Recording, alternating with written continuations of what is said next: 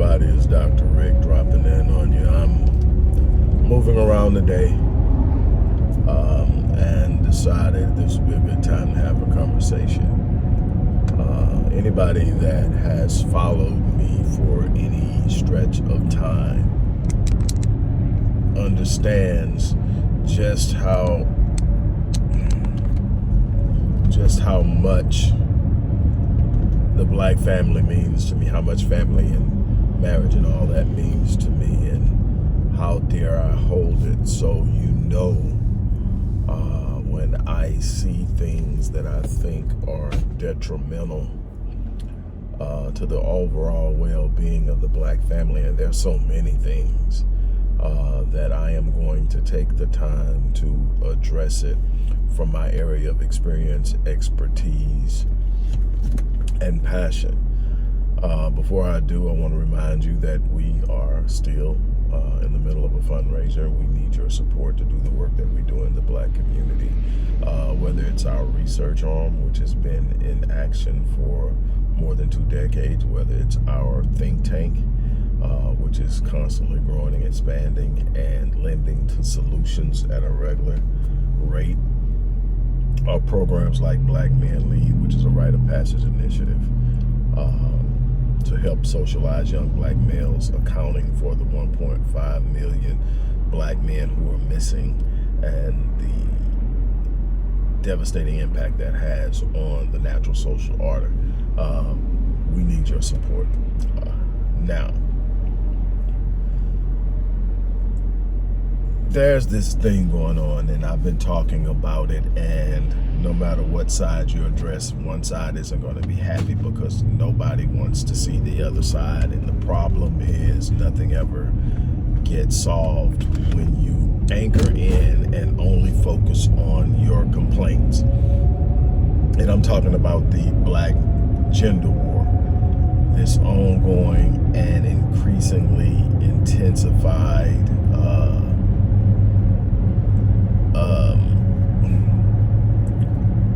war. I mean, where it's the other person's fault, it's the other group's fault, it's them. And the truth of the matter is, and I said this the other day, and I couldn't get a response from the person to get clarity, but both sides have culpability. And I've said that, and one time someone reined in and said, what culpability do black women have? And the heck is that? Okay. The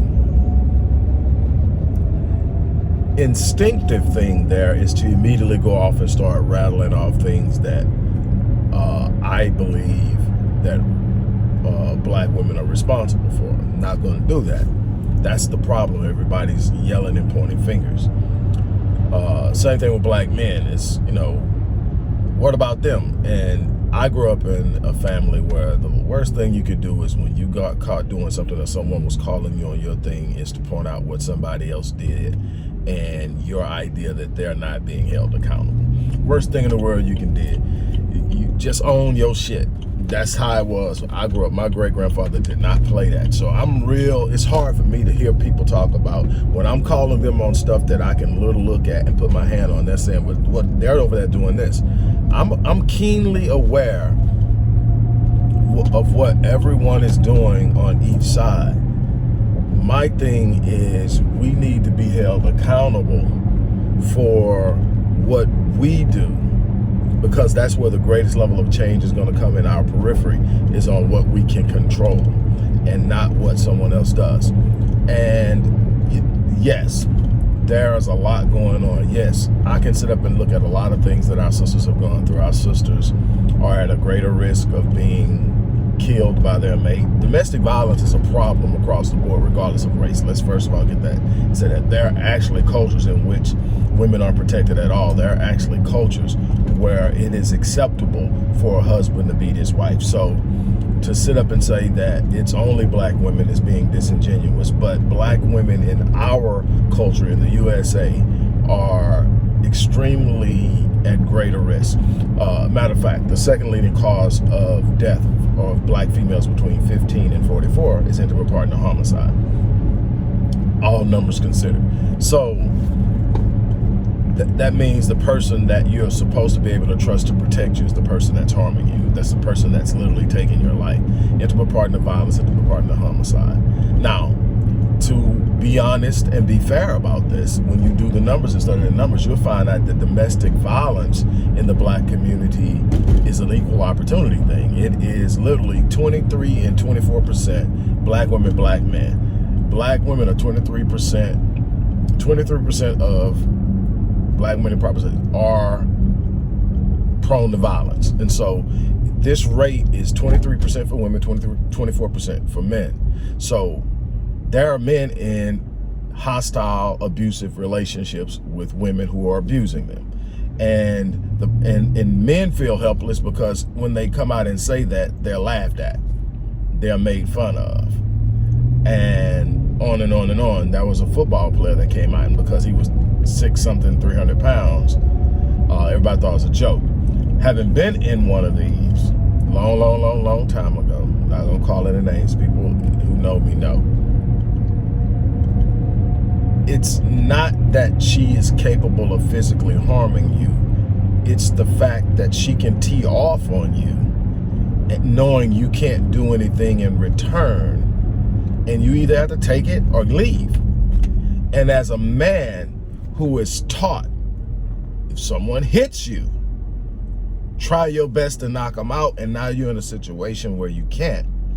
It takes a great level of restraint and self-discipline to do that. And it takes, at some point, an understanding of the fact, just like it would be with a woman, that you don't deserve that. That you are not required to take that type of abuse, and you have to know enough and love yourself enough to sit up and say, man, I'm out. And eventually that is what happened with me. Now, this, like I said, this is literally lifetimes ago. But what I'm getting at here is, though our women are almost equally as abusive in relationships, our men are significantly more lethal. While we are hurting each other from both sides, men tend to take it far, especially in the area of feeling rejected when relationships end. We have a major problem with that. When someone says the abuse is over, it normally escalates, actually, to extreme violence, which in many instances ends in death. And in some instances ends in death of the person and their child. I've had several cases land on my desk. This is the reality of it. Sitting up and pointing the fingers on who did what doesn't change that. There are situations where black women are purposely keeping their children away from their fathers when there's absolutely no reason to do so. Now, there are some men that don't need to be around their kids. Absolutely not. But there are a bunch of men who literally are hamstrung because the system isn't designed for that.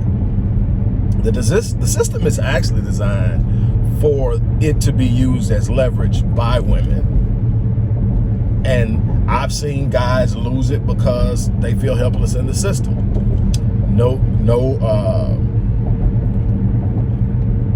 No excuse for any violence towards a woman. Let me tell you something.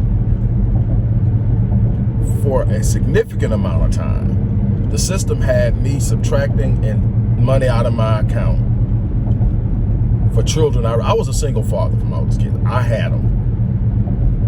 And I was still responsible because that's what the system said. That's what the court order said. And getting that stuff changed isn't as easy as people want to make it sound.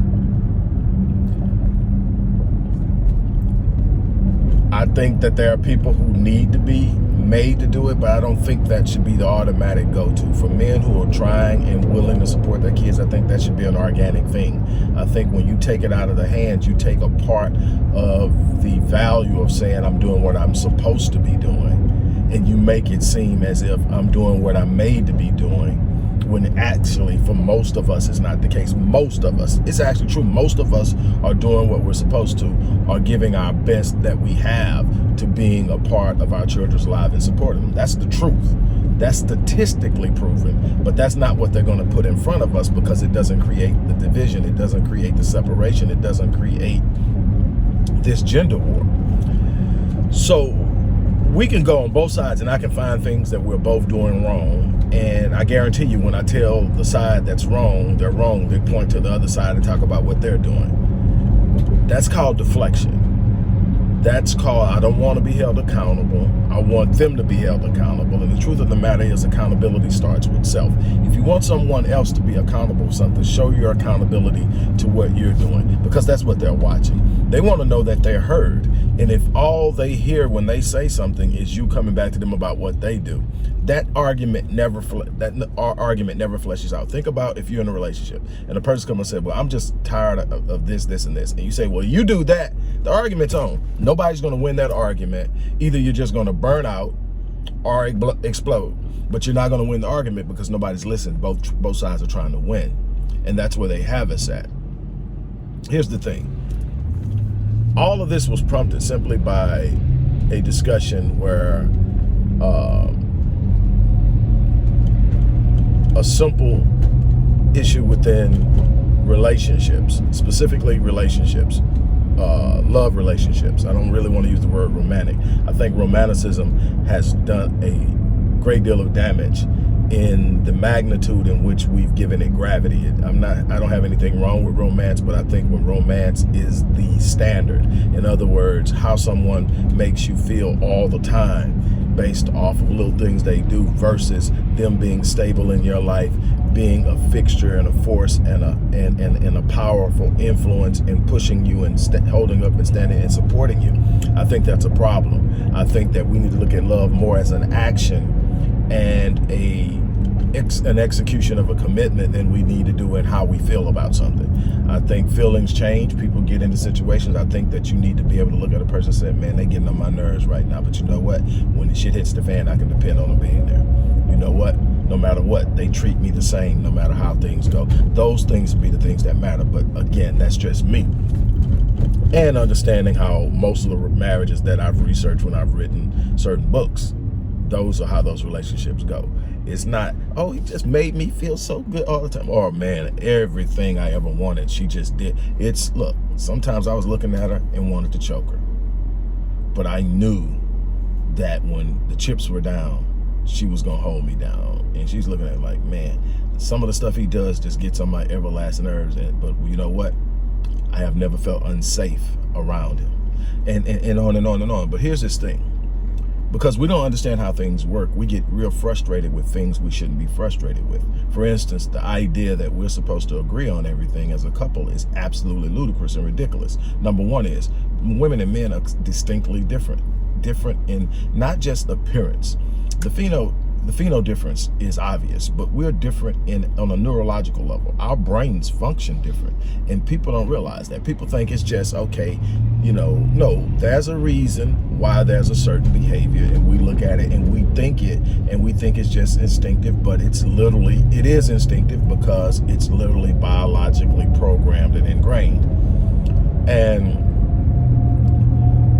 for instance, women have a neurological thought process that flows from left to right. It taps highly into their intuition, and they move highly based off of that. That's why women operate more in their emotions, in their spirituality, and their intuition seems to be a little bit more fine-tuned than the average man. There are some men who have high tuition levels, but pull right here because I'm about to do something. Finish this before I go in. Look, so in essence, she moves right to left. So how she moves is intuitive. How she moves is based on that. Her focus and general need is going to be based on, do I think he loves me? It's going to be highly addressed in that vein. How, do I feel like he loves me? What does he do? And she's going to literally look at the things you do, and she's going to see if it answers the question, does he love me? Yes or no? And some of the times how she's equating that won't equate to you. You're going to be thinking you're doing things that show you love because your mind works different. Now, let me show you how a man's brain operates. A man's brain's thought processes flow from front to back. He is heavily centered on purpose. He's heavily centered on his work. That's why he gives so much gravity to his work and accomplishments. Men are almost solely defined by what they're able to accomplish and what they're able to do. Their confidence comes from the things they are capable of doing. And at the most primitive level, the things they are able to do with their hands, the things they're able to accomplish. But in a more refined sense, the things they're able to intellectually achieve. But it's all based on work. So now what that leads to is the need not so much to feel loved, but to feel respected. Now, the truth of the matter is, if you respect a person, you won't treat them in an unloving way. And if you love a person, you won't treat them in a disrespectful way. But you can sit up and react to things feeling a certain way. If a woman feels unloved, you're going to be disrespected. And it's just going to be her natural response to feeling unloved. And if you don't know how to deal with that, if you don't know how to confront the fact she's feeling unloved, you will consistently feel disrespected, because her response to feeling unloved is going to come across to you as disrespectful. Now, she doesn't think she thinks she's just having what she's having that moment where she's expressing how she feels, and she's behaving based off of what she feels you're not doing. And she will feel justified in that. Same thing, women, in those dry moments where I feel like he just really doesn't care, is because he feels disrespected, and he's standing and holding his ground, what men do, until he feels respected. Now, how do you bridge the gap? You both have to come into a place and be willing to put down the differences and first find the positives, the commonalities, the things. See, the thing is, the relationship shouldn't be built on unanimous agreement and consistent agreement, always being on the same page, having the same thoughts. You don't think alike. You think distinctly different, not even close. Y'all may have a groove. The goal should be the destination. If you can agree on a destination, then what you have to do at that point is come together and learn how to integrate your differences and allow one another to shape and sculpt the movement towards something so that you can move. You're not going to think alike. You're two different people. You're two different. I mean, the way you interpret things is different. The way and processes of getting to something. Men tend to get something from A to B, A to B, A to Z. Women going A to H, H to J, J to X, X to B. And they're headed to the same direction, but they're processing it different. They are very analytical in their processing of the most simplest things. And if you don't understand that as a man, you're going to think, she's just sitting up here tripping. Why is she tripping? She's not tripping. She's going through her processes. You got to allow her to do that. Same thing with a man. You're wondering why you're taking his fast, direct approach as he didn't even take time to think about it. That's just the way we move. So what you have to do is you have to learn how not to be moving at the same speed sometimes, not to be taking the same route, but to be able to look. They're going where I'm going. They're just doing it a different way. Let's get together and find out how I can use what you're doing and you can use what I'm doing. And you see what happens is when you don't do that, you miss the power for synergy. Synergy is the merging or syncing of energy.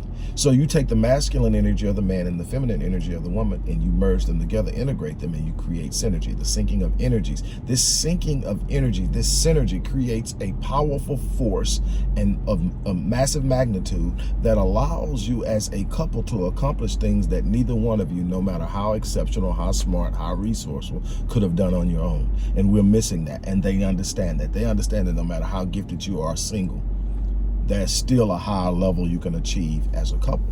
And they will consistently throw images out there, throw stories. There are cultural narratives being thrown, but we're chasing everything except unification.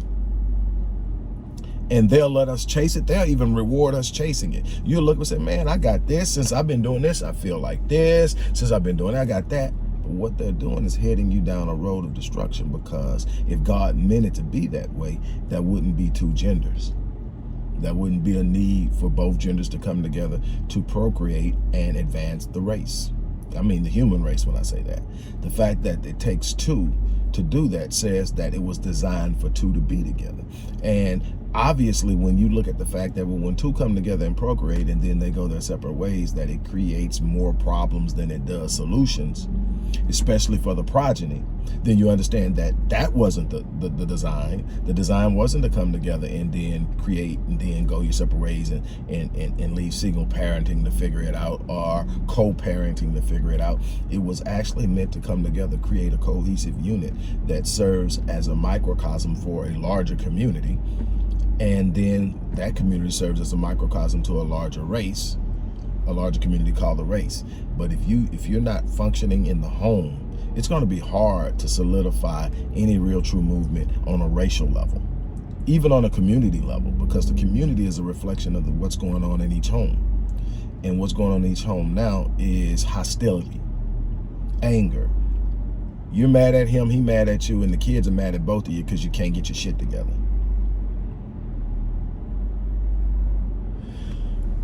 On that note, look, I had to drop that on you, but we're definitely going to have to do better. I'm going to get back to what I'm doing. I got a long day ahead of me, but I'm going to get back to what I'm doing. I had to share that with you guys. I hope that you get something out of it. And again, don't forget, show some love and support for the work we're doing at the Odyssey Project. It has such an immense impact, and there's so much more to do, and there's so much more we can expand our reach and touch more lives and change communities. Even if you're not in that community anymore, you're still a part of it, and that's something that we've got to learn. You can't escape the responsibility and accountability to the place from which you came.